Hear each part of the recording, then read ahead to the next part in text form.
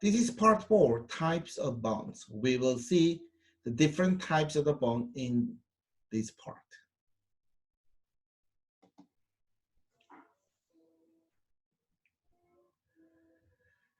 When a bond issuer cannot make its payments, either coupon or principal, this event is called default.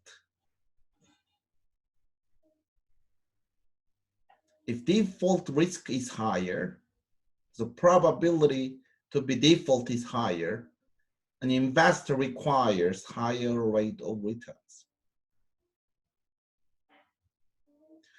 Two leading bond rating firms, which are Moody's and Standard & Poor's, S&P, assesses the creditworthiness of the corporate issuer. These bond ratings are concerned only with default risk. Now, firms frequently pay huge fees to pay their debt rated even though it is not required. Why? The first reason is to attract investors. No investor is willing to buy unrated bonds since they do not have enough information to measure the risk of these bonds. To sell the bonds, they must be rated. Second, when an issuer, a firm, decides the cost of bond, which is yield to maturity, YTM, the firm wants information.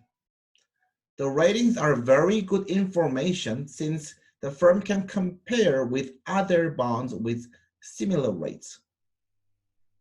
These are the reasons that firms pay lots of money to rating firms. These tables show the different grade of S&P and Moody's bond ratings.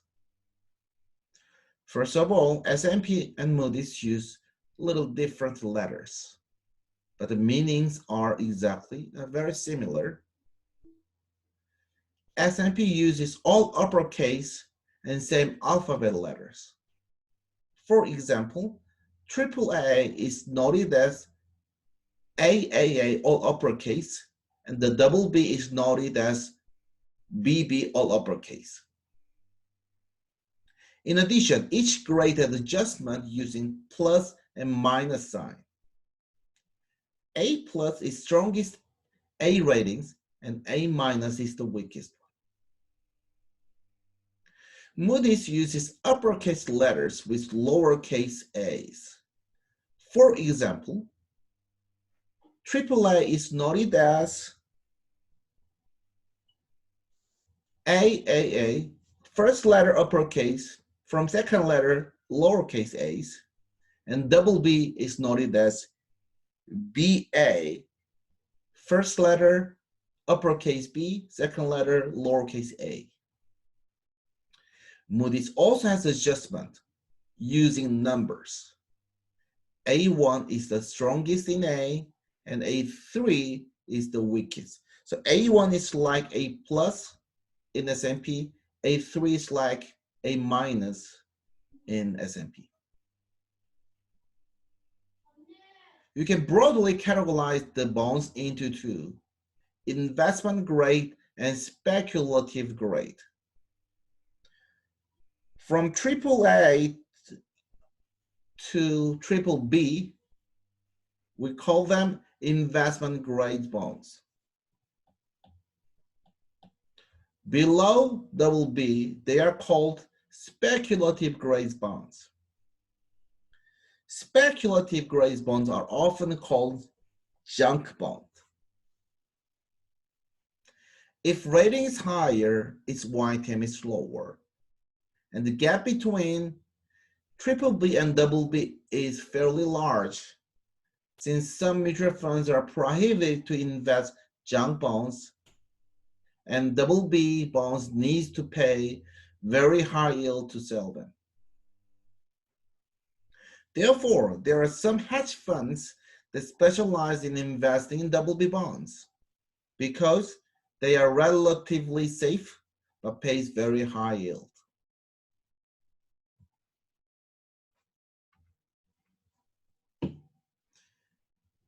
Government bonds. In the United States, federal government issued Treasury security to borrow money. Treasury securities are often categorized into three based on the length of maturity. First one is Treasury bills, often called T-bills. T-bills are pure discount bonds, which means that they do not pay any coupon payments and only pay back par value and maturity date. Therefore, it should be discount bonds unless the yield is negative. If yield is negative, it's a little different story, but most of the time, yield is positive. The length of maturity is 1 year or less, and they are only risk-free asset in the world.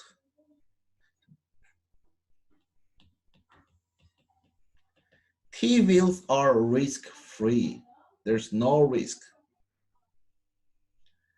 Second and third ones are Treasury notes and Treasury bonds, called T-notes and T-bonds, are all coupon bonds. The original maturity of T-notes is 1 to 10 years, and that of T-bond is greater than 10 years. Unlike T-bills, T-notes and T-bonds are not risk-free, but the level of their risk is quite low.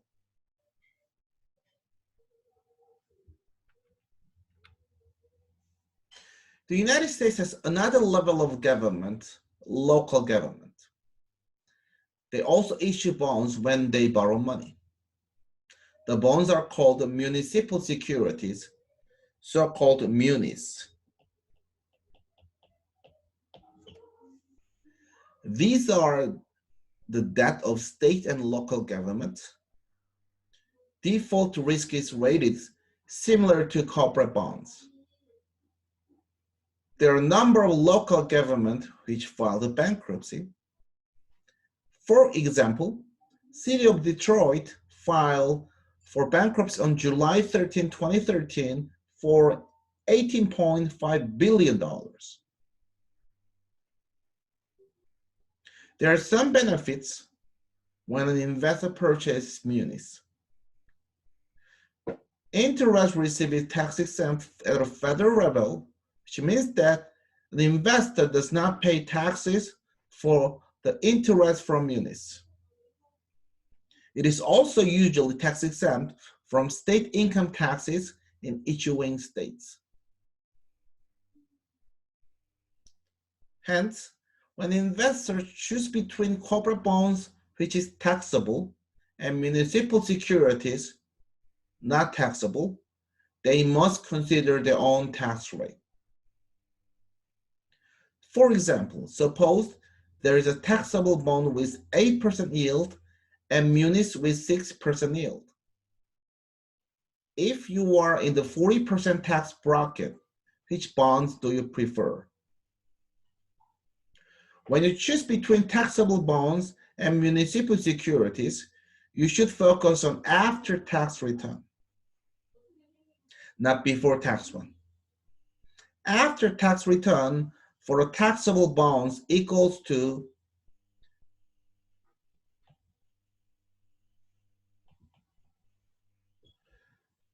so return after tax is return before tax times 1 minus the tax rate, your tax rate. This example, after tax returns for a taxable bond is 8% times 1 minus 40% tax bracket.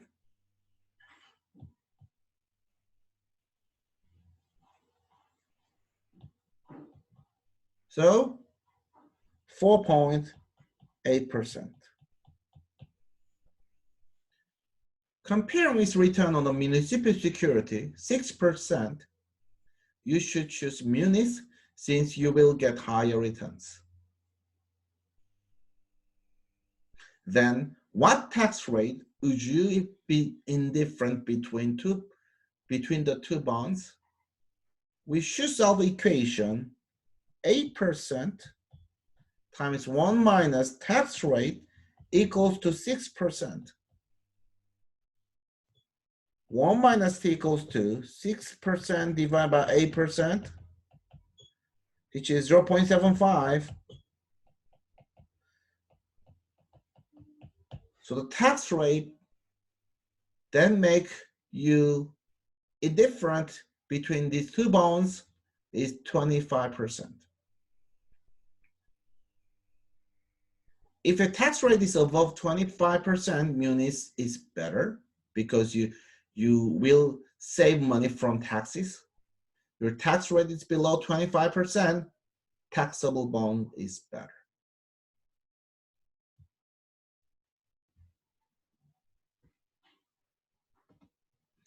Let's solve a pop quiz. Suppose a taxable bond pays 5% yield and a municipal security pays 3% yield. At what tax rate would you be indifferent between two bonds? You need to solve an equation as we did in the previous slide. Please solve it. The equation we need to solve is 5% times 1 minus tax rate equals to 3%. 1 minus t equals to 3% divided by 5%, which is 0.6. So t equals to 40%. So the answer is 40%.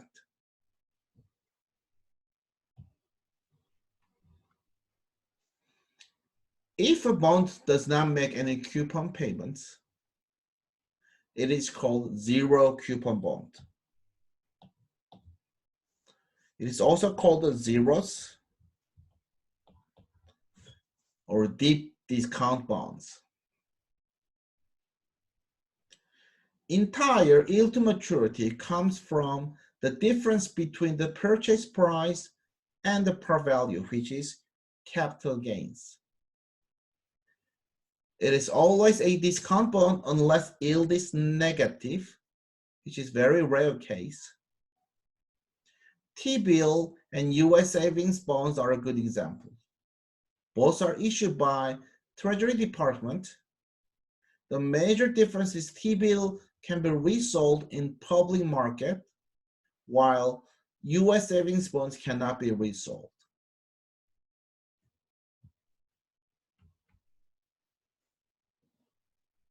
So next pop quiz, find the value of a 10-year zero coupon bond with YTM equals to 5%. There are two hints.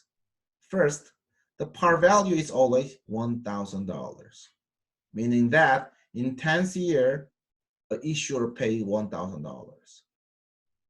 Second, most of similar coupon bonds pay semi-annual coupons, meaning that you solve this problem as a semi-annual problem. Please solve it.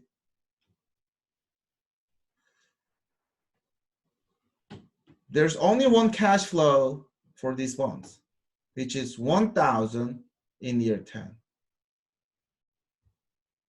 So find the present value of 1,000, future value year 10. The issue here, this is not an annual problem, so you need to change the number of periods. 20 since it's a 10-year and semi-annual, 10 times 2. Interest rate, 2.5 since Y10 5% divided by 2.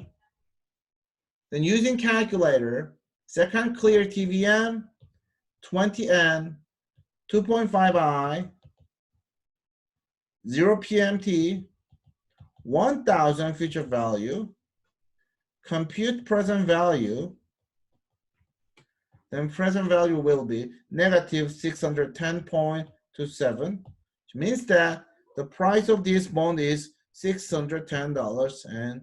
$0.27.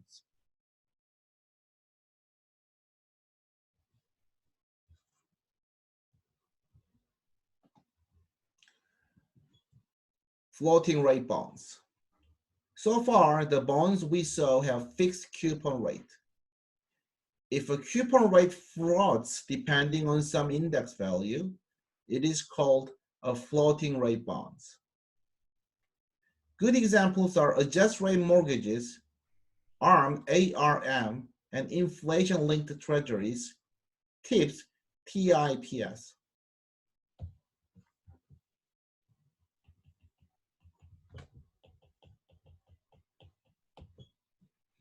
The mortgage rate of ARMs changes usually after a certain fixed period, typically in 5 years or 7 years, and then each year. The index value is usually LIBOR or LIBOR, London Interbank Offered Rate. In 2012, people found that the bank manipulated this LIBOR to increase their profit, called the LIBOR scandal. So after 2021, this LIBOR may be substituted with alternative rating setting system. TIPS changes par value based on the inflation rate. By doing so, investors may be protective against the risk of inflation. Floating rate bonds have less price risk than fixed rate bonds since coupon rates are usually changed by the level of interest rates. Coupon may have a collar. The rate cannot go above a specific ceiling or below a specific floor. So for example, the ARM usually have this collar too. Let's say you borrow money using ARM at 3% mortgage rate and collar is 2%, then they cannot change interest rate more than 2% points. They're predetermined, pre-contracted collar in floating rate bonds, usually. This is the end of the part 4. Thank you, and see you in the next part.